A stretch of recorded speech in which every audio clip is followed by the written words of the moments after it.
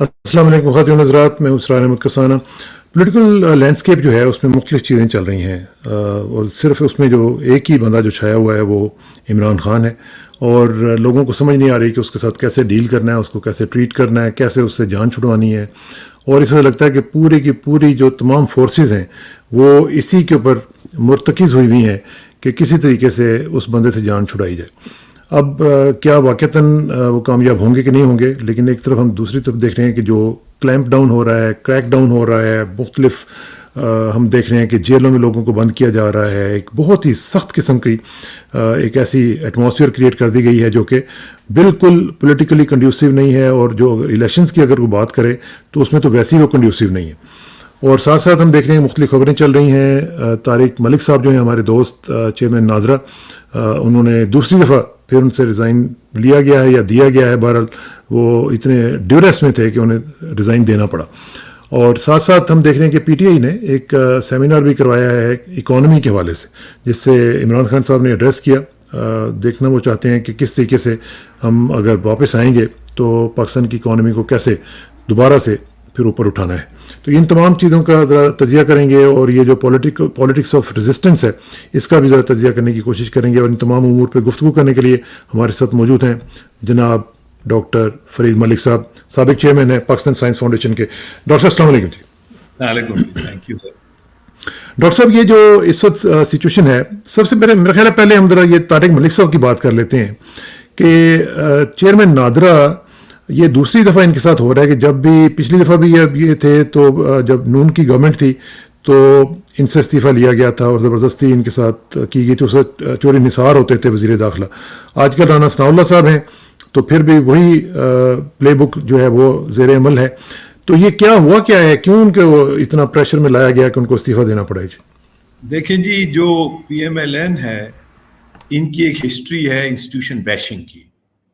ये किसी भी इंस्टीट्यूशन को अपना रोल प्ले करने नहीं देती जिसके लिए वो डेस्टिन्ड है। पिछली दफ़ा ये हुआ था कि वो हामिद जमान ने वोट्स का फोरेंसिक ऑडिट की एप्लीकेशन दी और उन्होंने फीस भी जमा कराई। तो जब फोरेंसिक ऑडिट हो रहा था वोट्स का, तो तारिक मलिक साहब को बुलाया गया लाहौर, और राना सनाउल्लाह साहब उस वक्त भी यहाँ मिनिस्टर थे इंटीरियर, या जो भी उसको लोकली कहते हैं, वो equivalent to interior minister, home, मैं मिनिस्टर होम कहते हैं पंजाब में। तो वो होम मिनिस्टर थे पंजाब के। तो उन्होंने इनको बुलाया, तारिक मलिक साहब को, और इनको उन्होंने कहा कि जरा हौलात रखो जी, तुसी बहुत तेज जा रहे हो। और वो हामिद जमान इलेक्शन जीते हुए थे, वोट जो है वो जाली वोट डिटेक्ट हो रहे थे, और वो सिस्टम जो वो ठीक चल रहा था। तो उन्होंने कहा जी मैं हौलात की तो बात है नहीं, इशू ये है कि वो तो एक सिस्टम है, हम तो वो रीडेबल इंक है, हम तो चेक करें कौन से वोट जेन्युइन कौन से वोट जेन्युइन नहीं है।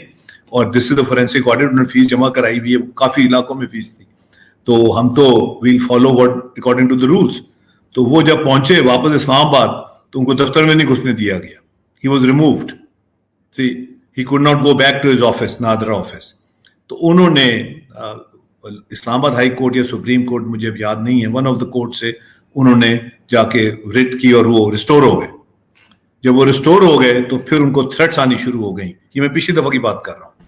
थ्रेट्स आनी शुरू हो गई, उनकी फैमिली को थ्रेट्स आनी शुरू हो गई। तो वो बेचारे फिर आखिरकार वो तंग आके वो मुल्क छोड़ के चले गए।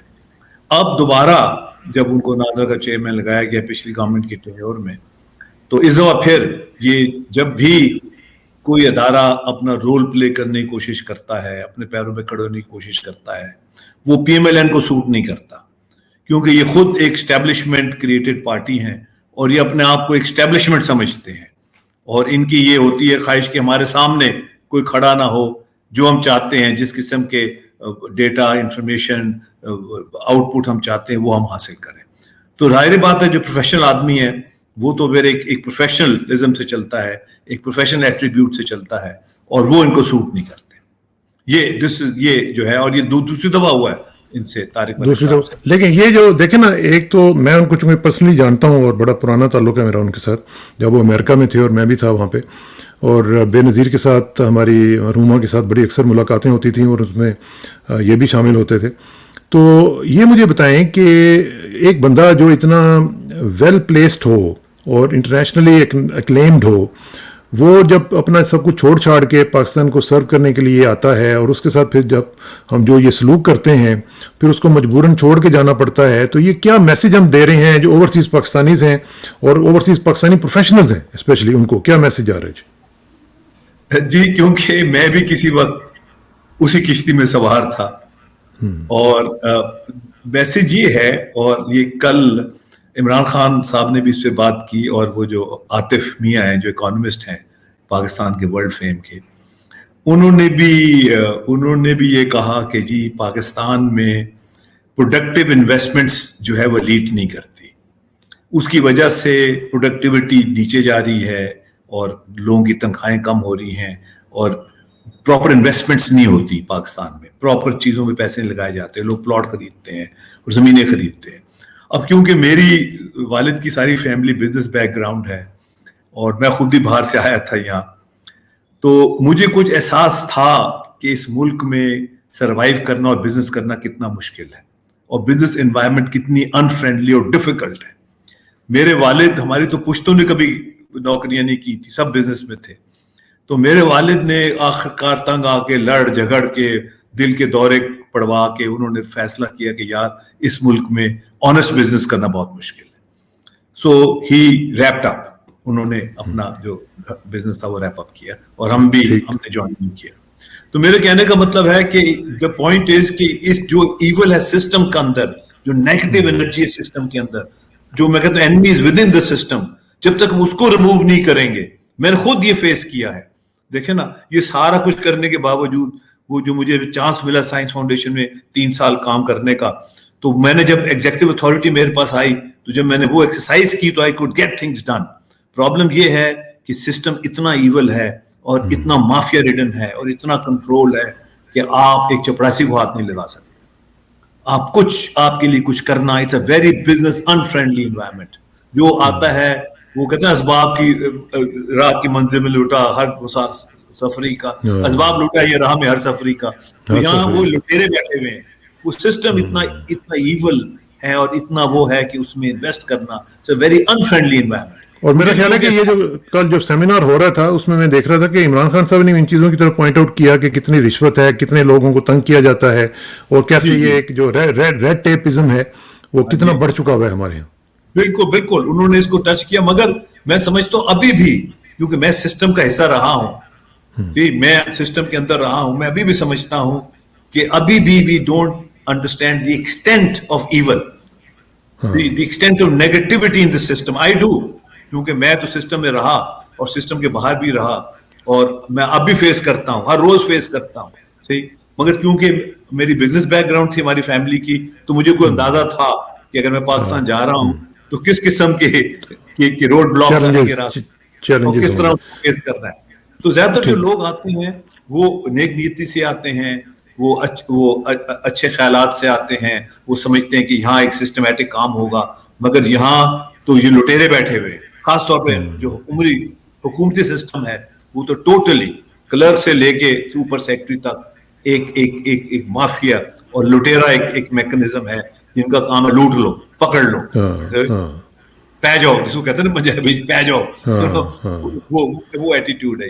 تو انلیس ہم بزنس فرینڈلی انوائرمنٹ کریٹ کریں گے، انلیس اکاؤنٹیبلٹی آئے گی، انلیس ان کو پوچھنے والا ہوگا، تو یہ سسٹم کا آگے جانا اور اس کا یہاں بزنس کرنا اور پروڈکٹیوٹی کرنا بہت مشکل۔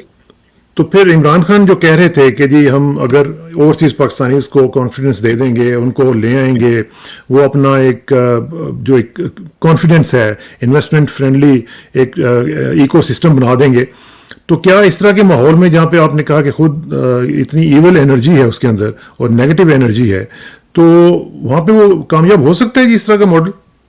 انہوں نے ایک اچھی بات کی، انہوں نے یہ کہا کہ ہم ایک سیپریٹ منسٹری، ایک سیپریٹ اینٹیٹی کریٹ کریں گے جو اس چیز کو ہینڈل کرے۔ اس سے کیا ہوگا؟ اس کا کلچر تو نہیں بدلے گا نا؟ نہیں، اس سے یہ کہ اس میں وہ ٹیکنوکریٹس کو لے کے آئیں گے۔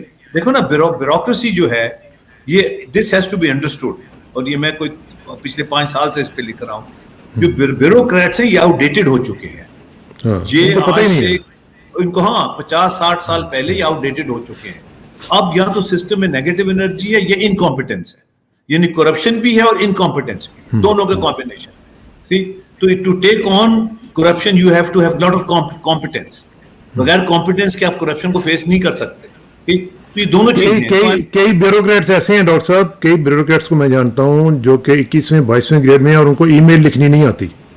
बिल्कुल सही, मैं आपसे एग्री करता हूँ, मैं बिल्कुल आपसे एग्री। अच्छा, फिर ये और ऊपर से ये कवर अप करने की कोशिश करते हैं, ये कॉलोनियल कवानीन जो हैं उनको लागू करने की कोशिश करते हैं। जिस तरह मैंने पिछली दफा आपको बेवकूफ बनाते हैं लोगों को, देखो ना कि अब वो 1864 का सेडेशन एक्ट लगा के लोगों को पकड़ के ले जाते हैं, 1923 का वो जो है सीक्रेसी एक्ट लागू कर देते हैं। वही 73 का आइन बन चुका है। वो खुदा का खौफ करो यार, क्या बातें कर रहे हो आप वही कॉलोनियलिज्म में बैठे हुए हैं आज भी।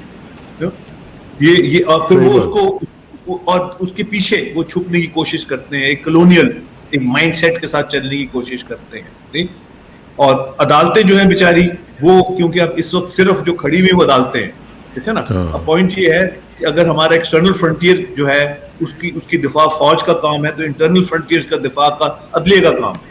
अगर हमने इंटरनल फ्रंटियर्स को वीक किया तो एक्सटर्नल फ्रंटियर भी वीक हो जाएंगे। ठीक, तो ये बड़ा जरूरी है।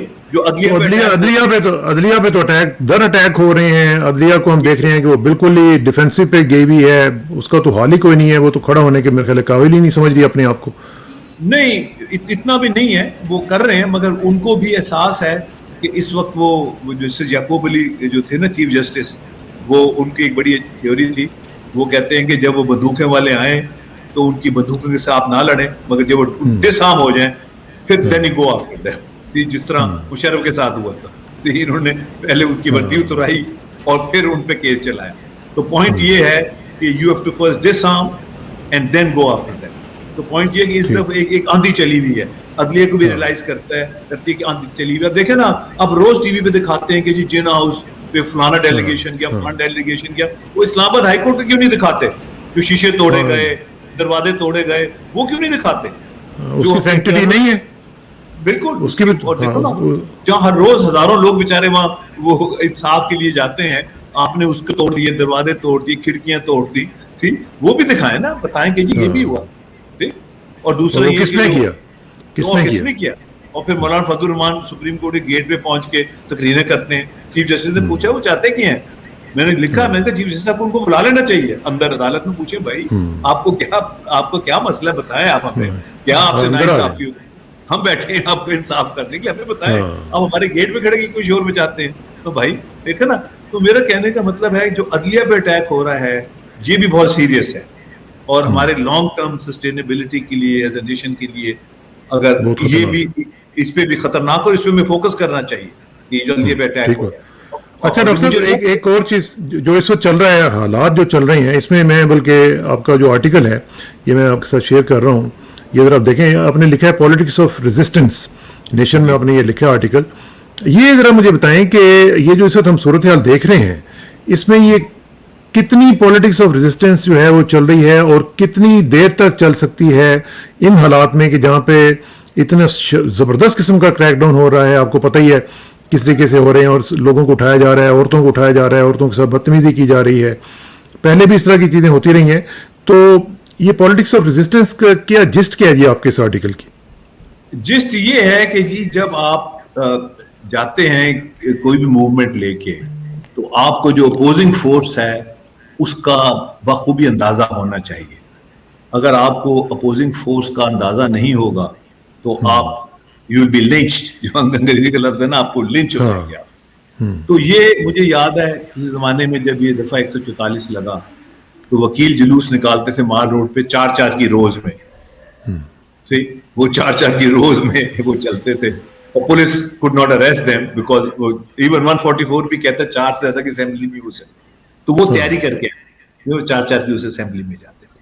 तो इसी तरह अब जब आप जुलूस निकालते हैं या आप रेजिस्टेंस करते हैं, आपने ये देखना है कि आपका बेस्ट कोर्स क्या है, जो अपोजिशन है जो वो उसकी क्या सिमत है। फॉर एग्जांपल जब 70s में भुट्टो साहब ने पीपल्स पार्टी लॉन्च की तो उन्होंने काजी घरों में झंडे लगा दो। अब वो जब आप ट्रैवल करते थे लाहौर से लेके इस्लामाबाद, पीपल्स पार्टी के झंडे लगे होते थे घर, پھر جب لائرز موومنٹ چلی تو اعتزاز احسن صاحب نے کہا جی بلیک فلیگ ڈے، یعنی ایک دن ہے کہ ہم سارے شہر میں کالے جھنڈے لگا دیں گے، ہر گاڑی پہ کالا جھنڈا لگا ہوگا. یو نو یہ آپ this is how you show your resistance. ظاہری بات ہے کہ اگر آپ لڑ نہیں سکتے تو آپ نے اپنا ڈس اپروول شو کرنا ہے کسی طریقے سے. ایک پیسو ریزسٹنس ہے. Passive that's right, passive resistance is more lasting resistance. نہیں پھر آپ کو بعد میں کنفرنٹ بھی کرنا پڑتا ہے، مگر کنفرنٹ آپ اس طرح کرتے ہیں کہ آپ you are prepared for that confrontation. اس طرح 77 میں جو موومنٹ تھی اس میں جمعے کی نماز کے بعد کنفرنٹیشن کرتے تھے. جب لوگ نماز پڑھ کے نکلتے تھے مسجد شہداء کے بعد، مسجد شہداء کے بعد، لوہاری کی جو ایک مینار مسجد ہے اس کے بعد، تو جب لوگ نماز پڑھ کے نکلتے تھے یا نماز کے لیے جا رہے ہیں ان کو روکا جاتا تھا سیکشن 144 آف کنسٹیٹیوشن کے اندر، تو وہ ریزسٹنس ایک کریٹ ہو جاتی تھی اور اس میں وہ لوگ بھی شامل ہو جاتے تھے جو موومنٹ کا حصہ نہیں تھے. تو یہ ایک ریزسٹ کرنا، ایک سسٹم سے لڑنا، یہ آسان کام نہیں ہے، یہ مشکل کام، اور اس کی کونوٹیشنز ہے اور ہر آدمی لڑ بھی نہیں سکتا. یہ بات ٹھیک ہے، میں آپ سے یہ بھی ایگری کرتا ہوں کہ اس ہر آدمی اس سے لڑ بھی نہیں سکتا.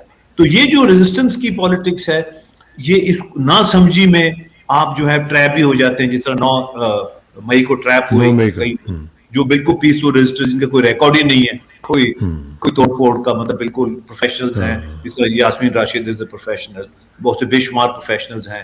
وہ جو خدیجہ شاہ ہیں، she comes from respectable family, کو ان کی بیک گراؤنڈ ایسی نہیں ہے، اور وہ ایک پروٹیسٹ لانچ کرنے گئے تھے. غلطی یہ ہو گئی کہ وہ نہیں چلے گئے، ٹھیک، اور وہ ٹریپ ہو گئے اس کے. تو میرے کہنے کا مطلب جب آپ ایک ایول سے لڑنے جا رہے ہیں، ایک ایسی فورس سے لڑنے جا رہے ہیں، تو آپ کو تھوڑا تیاری سے جانا چاہیے. آپ کو پتا ہے کہ اپوزنگ فورس کیا کر سکتی ہے اور وہ کتنی اس کے وہ کتنے وہ شارپ ایجز ہیں اس کی. لیکن اس میں جو ابھی صورتحال جو ہم دیکھ رہے ہیں، اس میں تو ہمیں ایسے لگ رہا ہے کہ دونوں فریقین جو ہیں انہوں نے میکسملسٹ پوزیشنز لی ہوئی ہیں. انہوں نے ہماری جو اسٹیبلشمنٹ ہے اس نے بھی لی ہوئی ہے اور ہماری جو پی ٹی آئی اس نے بھی لی ہوئی ہے. اب اس میں کیسے کیا ممکن ہے کہ یہ دونوں تھوڑا سا اپنا فاصلہ درمیان میں اس کو کم کر سکیں، برج اپ کر سکیں اور معاملات کو کسی طریقے سے ٹیبل پہ بیٹھ کے کوئی نہ کوئی ان کا حل نکالا جا سکے؟ جی اصولاً تو ہونا چاہیے، ایسی بات نہیں ہے، ہو سکتا ہے اور ہونا بھی چاہیے. مگر آئی تھنک اس وقت جو زیادہ مسئلہ ہے وہ جو اسٹیبلشمنٹ کا پولیٹیکل فیس ہے ان کو زیادہ پرابلم، کیونکہ الیکشن تو انہوں نے لڑنا ہے نا، اسٹیبلشمنٹ تو الیکشن نہیں لڑنا. اور جو اب استحکام پارٹی بنی ہے یہ بھی مطلب دس شوز کہ پہلے تو وہ کہتے ہیں نا، پہلے وہ 12واں کھلاڑی تک گیم ہوتی تھی، پھر 13واں کھلاڑی بھی آ گئے، اب 14واں کھلاڑی بھی آ گئی ہے فیلڈ. میرا مطلب اس کا مطلب یہ کہ دیر از لاٹ آف ڈیسپریشن. اگر ایک ٹیم 14ویں کھلاڑی کو بھی فیلڈ میں لے آئی ہے، اس کا مطلب دیر از لاٹ آف ڈیسپریشن. تو میرا کہنے کا مطلب یہ ہے کہ یہ مسئلہ جو ہے زیادہ آئی تھنک یہ ان 13 کھلاڑیوں کا ہے جنہوں نے الیکشن لڑنا ہے، اور وہ نہیں چاہتے کہ وہ نہیں چاہتے ہوں گے کہ برج اپ ہو. ان کو وہ نظر آ رہا ہے، ان کو اپنی ایک اینڈ نظر آ رہا ہے، ایک اینڈ گیم نظر آ رہی ہے، اور وہ زیادہ پرابلمس کریٹ کر رہے ہیں ایز کمپیئر. تو آپ کے بات سے جو سینس نکل رہی ہے وہ تو میں سمجھتا ہوں کہ یہ ہے کہ یہ جو استحکام پاکستان والی پارٹی ہے، یہ اس کا کوئی فائدہ نہیں ہوگا، نہ ہی اس کے پاس کوئی ووٹس ہیں، نہ ہی اس کے پاس کوئی اس طرح کا انفراسٹرکچر ہے کہ یہ اپنا اتنی جلدی اپنے آپ کو آرگنائز بھی کر سکیں الیکشن کے لیے. اس کا جی ایک بہت بڑا فائدہ ہوگا as a Muslim league child, اور میں بہت خوش ہوں اور میں بڑا دعا گو ہوں کہ مسلم لیگ کی جان چھوڑ جائے گی. جو پچھلے 70 سال سے مسلم لیگ کو بیچا جا رہا تھا، اور میرے والد مسلم لیگی تھے، اب وہ آئی تھنک وہ پرانے جو مسلم لیگی تھے جنہوں نے اور جو آل انڈیا مسلم لیگ سے شروع ہوئے تھے اور زندگی میں کوئی اور پارٹی جوائن نہیں کی، میرے خیال اب now they will be able to sleep in peace, because اب فائنلی مسلم لیگ کا انہوں نے ساتھ چھوڑ دیا ہے. اب جو طوطا پارٹی نئی بنی ہے اس کا نام انہوں نے استحکام پاکستان پارٹی رکھ دی ہے. شکر ہے، میں شکر کر رہا ہوں کہ ہمارے آبا و اجداد کی جو بیچاری مسلم لیگ تھی اس کی جان چھوٹ گئی، اور جو صدر کا الیکشن ہوا تھا اس میں جو مسلم لیگ کاؤنسل کنونشن تھی ایوب صاحب کی، وہ ختم ہو گئی تھی. اور میں اب دعا گو ہوں کہ اس الیکشن میں جو 2 بقایا مسلم لیگیں رہ گئی ہیں، پی ایم ایل این اور پی ایم ایل کیو، ان کا بھی فاتحہ ہو جائے، تاکہ یہ جو مسلم لیگ والا جو ایک بکاؤ پارٹیاں بنا کے مینوفیکچر کی جا رہی تھی، یہ ختم ہو جائے. اب استحکام میں پارٹی آ جائے گی. اب اگر استحکام وہ لا سکیں گے تو ٹھیک ہے، اگر نہیں لا سکیں گے تو Do you see it happening? Do you see it happening? I don't think so. I don't think so. वो जी इस्तेकाम पार्टी जो है उसमें लीडर ही लीडर है, और पार्टी बनाना कोई आसान काम है. पार्टी बनाना, देखो ना पाकिस्तान की हिस्ट्री में, वो फारूक लगारी कहा करते थे कि पाकिस्तान की हिस्ट्री में एक पीपल्स पार्टी बनी है, लाहौर की रेल पार्टी, उसके बाद तहरीक इंसाफ बनी है, बाकी तो सारी GHQ की गेट नंबर 4 की पार्टियां थी, और वो एक अपना एक मखसूस रोल प्ले करके फिर वेपरेट हो जाती, खत्म हो जाती थी. PMLN ने जरा एक्सटेंड किया है अपना, क्योंकि ये लाहौर बेस्ड पार्टी थी, इन्होंने एस्टेब्लिशमेंट को चैलेंज करके एक अपना नैरेटिव बनाने की कोशिश की, और उस साथ उन्होंने थोड़ा वो फाइनेंशियल इंसेंटिव्स भी डाल दिए बीच में, प्लॉटों की सियासत डाल दी, इंसेंटिव डाल दिए, और वो उससे उन्होंने एक प्रेशर ग्रुप या एक हम असरों ग्रुप क्रिएट किया, the beneficiaries of the system उन्होंने क्रिएट किया, उससे वो चलते जा रहे हैं. तो ये जो इस वक्त हम सूरत हाल देख रहे हैं, इसमें जिस तरह अभी हम थोड़ी देर पहले पॉलिटिक्स ऑफ रेजिस्टेंस की बात कर रहे थे, ये जो PTI की रेजिस्टेंस है, आप समझते हैं कि ये सस्टेनेबल है? कितनी देर तक ये सस्टेन कर सकेंगे इसको? नहीं जी, ये तो पॉइंट इज कि ये इसके तो सस्टेनेबिलिटी का कोई इशू ही नहीं है, क्योंकि पॉइंट है इवेंचुअली तो बैलेट पे बात जाएगी, और जब बैलेट पे बात जाएगी तो PTI विल इमर्ज. ये तो सिर्फ ये तो एक जिस तरह ऑन फ्यूरी की हमने पिछले बार, लेकिन आप ये देखें ना डॉक्टर साहब, जिस तरह चेयरमैन नादरा को फारिग किया गया है, जो अंदर से खबरें आ रही हैं वो यही हैं कि उनको कुछ मुतालबात दिए गए थे कि इस तरह करें.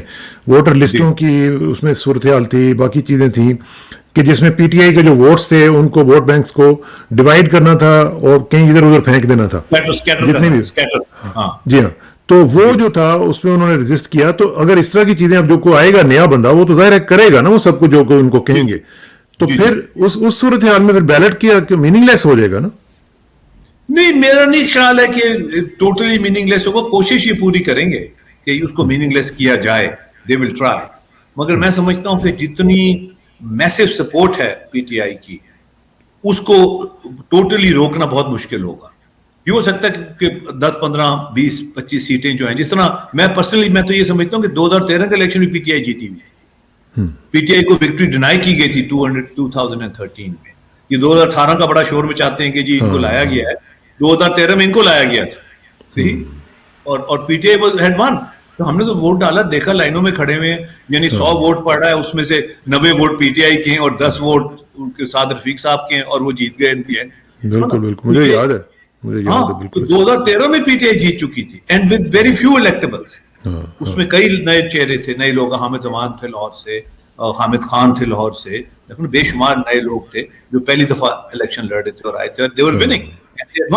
और देखो ना, जो 4 सीटें में उन्होंने खोली, जो 4 खोले, वो चारों जो चेंज की, एक्सेप्ट वो ख्वाजा आसिफ साहब की, क्योंकि वो टाइम का फ्रेम हो गया, तो उन्होंने भी डिसीट. ये सही कह रहे हैं आप, क्योंकि जो हालात उस वक्त हमने देखे थे, मैं उधर से इस्लामाबाद से स्पेशल वोट डालने के लिए लाहौर गया था, और जो मैंने लाइनों का हाल देखा था, तो और जो फिर रिजल्ट आया, तो मैंने कहा ये क्या हो गया, ये तो मतलब उलट हो गया सारा कुछ. सर, आप तो इस्लामाबाद से थे, लोग अमेरिका से आए थे वोट डालने. हाँ बिल्कुल आए थे, इंग्लैंड से लोग, हमारी लाइन में कई ऐसे लोग खड़े हुए थे डिफेंस के अंदर, जो अमेरिका से आए थे, इंग्लैंड से वोट डालने आए थे, ऑस्ट्रेलिया से आए हुए थे, फर्स्ट टाइम वोटर्स. तो 2013 में दे हैड वन. और वो अगर इमरान खान उस वक्त अस्पताल में ना होते तो फॉरेन मूवमेंट चलनी चाहिए थी, इन्होंने डिले कर दी.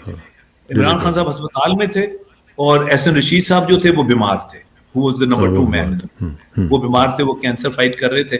और बाकी जो फसली बटेरे थे वो आपने देख ही लिया, वो फसली बटेरे जो थे वो इंचार्ज थे, और वो फसली बटेरों ने कहा कि यार चलो 2013 तो गुजर गया, 2018 का देखेंगे, शायद वहां हमारा को टोल लग जाए.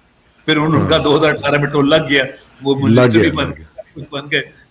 अब वो फसली बटेरे जो हैं, अब वो इधर उधर जा रहे हैं. तो अभी आखिर में इस तरह की मुझे बताएं कि इस वक्त इमरान खान का अगर आप माइंड रीड करना चाहें तो क्या सोच रहे होंगे इस वक्त, कि क्या स्ट्रेटजी बनाऊं कि ताकि इस मामले में से आराम से निकला जा सके, कम से कम नुकसान के साथ.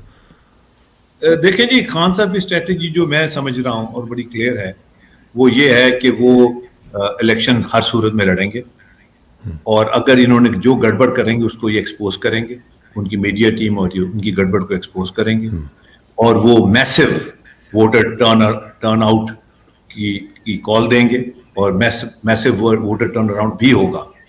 क्योंकि ये और बड़ा अगर वो गिरफ्तार हो गए फिर कौन, इमरान खान, जी इमरान खान, उससे कोई फर्क नहीं पड़ता। जिस तरह पिछले दफे मैंने आपको कहा था कि मुजीबुर रहमान को कई दफा गिरफ्तार किया, वो मैंने इलेक्शन 70 का इलेक्शन जब हुआ था उसमें बेशुमार लोग गिरफ्तार थे, वो उधर से जीते इलेक्शन, जेलों में से इलेक्शन जीते, उससे कोई फर्क नहीं पड़ता। क्योंकि देखा ना, मूवमेंट तो ये वैसे नहीं चलाने दे रहे। हाँ, आजादी का तो तब है ना, अगर आजादी अब एक्सरसाइज करते हैं, आप मूवमेंट चलाते हैं, आप लोगों से मिलते हैं, इलेक्शन कैंपेन चलाते हैं। वो तो वैसे ही उन्होंने हाथ बांधे हुए हैं पीटीआई के, हाँ, वो दूसरों को इजाजत दी हुई है। तो अगर आपके हाथ बंधे हुए हैं तो आपके हाथ बंधे हुए, आप घर में हो या जेल में हो, उससे इतना फर्क नहीं पड़ता। तो अब इलेक्शन में, बैलेट में इनका जीतना जो है ये बहुत मुश्किल है ऑपोजिशन का। इस वक्त पीटीआई को डिफीट देना बहुत मुश्किल होगा, ऑलमोस्ट इम्पॉसिबल होगा मेरे अंदाजा के मुताबिक। I have been a political activist all my life, तो ये एक बहुत मुश्किल होगा, क्योंकि अब वो जो है ना, वो जो एक जो बार है वो क्रॉस हो चुका है, you know, level of support बहुत बढ़ चुका है, और लोग जो हैं वो दे वेरी एंग्री। जो वोटर एंगर है वो फिर बैलेट पे निकलता है। ठीक, वो एंगर जो है, voters are very angry because voters have been kicked around. बल्कि मैं एक आर्टिकल भी लिख रहा हूँ, वो वोट की इज्जत कहते थे, ये इन्होंने वोट की बेइज्जती कर दी। वोट की बेइज्जती होती है तो उसका रिएक्शन जो है वो बहुत स्ट्रांग होता है। वोट की इज्जत की बात करते करते इन्होंने वोट को बेइज्जत कर दिया, और बेइज्जती कोई बर्दाश्त नहीं करता, जितना भी टॉलरेंट हो, बेइज्जती जो है वो बर्दाश्त नहीं होती, बेइज्जती नहीं हो। और अभी भी बिल्कुल सही कह रहे हैं। इंशाल्लाह अल्लाह ताला खैर करे और पाकिस्तान के लिए कुछ अच्छी खबरें आ सकें। डॉक्टर साहब का बहुत बहुत शुक्रिया, इंशाल्लाह आपसे रब्ता रहेगा। हाँ, हमें प्रेशर रखना है कि इलेक्शन हो, ठीक, इलेक्शन होने और ये भागने की कोशिश करते रहेंगे तो ये 13 अगस्त इज वेरी क्रिटिकल। अगर 13 अगस्त को असेंबलीज डिसॉल्व हो जाती है तो एक पहला कदम होगा इन दैट डायरेक्शन, मैं समझता हूँ। लगता तो है, लेकिन अब देखते हैं, इनका कुछ पता भी नहीं चलता ना, इनके समय तो कई देयर आर मेनी कुक्स। जो आपने जुडिशरी का जिक्र किया, अगर फाइनल शोडाउन हुआ जुडिशरी के साथ, वो 13 अगस्त के बाद होगा, बिकॉज आई थिंक उनकी भी वो रेड लाइन है जुडिशरी की। अगर 13 अगस्त को असेंबली डिसॉल्व ना हुई तो जुडिशरी की रेड लाइन क्रॉस हो जाएगी। अब फिर I think that will be the final showdown between judiciary and the rest, और वो एक फैसला कुन मरहला होगा जिसमें फैसला कुन होंगे, इंपॉर्टेंट फैसले होंगे कि हमने आगे किस तरह जाना है, आगे किस तरफ जाना है। चलिए, let's see and hope for the best. बहुत बहुत शुक्रिया डॉक्टर साहब, इंशाल्लाह। Thank you very much, all the best. Let's remain optimistic, इंशाल्लाह। लेट्स रिमेन ऑप्टिमिस्टिक, इंशाल्लाह। थैंक यू, अस्सलाम वालेकुम। अस्सलाम वालेकुम।